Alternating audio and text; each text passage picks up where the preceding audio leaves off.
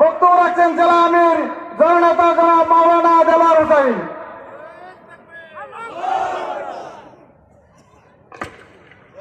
আসসালামু আলাইকুম ওয়া রাহমাতুল্লাহি ওয়া বারাকাতুহু।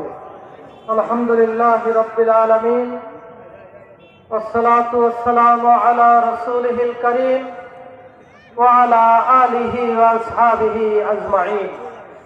আউযু বিল্লাহি মিনাশ শাইতানির রাজীম। বিসমিল্লাহির রহমানির রহিম।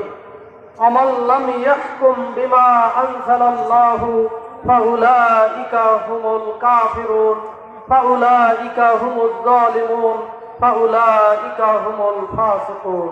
সাদাকাল্লাহুল আযীম।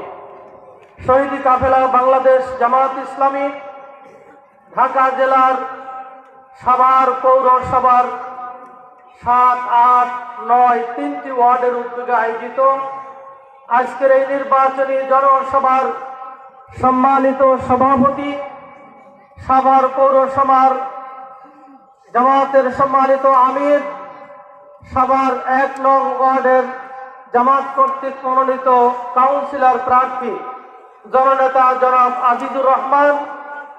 আজকের এই জনসভা যাকে কেন্দ্র করে আয়োজিত, এই জনসভার মধ্যমণি, জনসভার প্রধান বক্তা, বিশিষ্ট আলেমে দ্বীন, বিশিষ্ট শিক্ষাবিদ, সমাজসেবক, বাংলাদেশ জামাত ইসলামীর কেন্দ্রীয় মজলিসের নবনির্বাচিত কেন্দ্রীয় শুরার অন্যতম সদস্য, ঢাকা জেলার সংগ্রামী সেক্রেটারি, এই সাভার আশুলিয়ার গণমানুষের নেতা, জামাত কর্তৃক ঢাকা 19 আসনের এমপি প্রার্থী জনাব মাওলানা আফজাল হোসেন, মঞ্চে উপবিষ্ট বিশিষ্ট আইনজীবী, জামাত ইসলামী ঢাকা জেলার আইন বিষয়ক সেক্রেটারি এবং এই 19 আসনের নির্বাচন পরিচালনা কমিটির সম্মানিত পরিচালক জনাব অ্যাডভোকেট শহীদুল ইসলাম, মঞ্চে উপবিষ্ট এই সাভারের কৃতি সন্তান,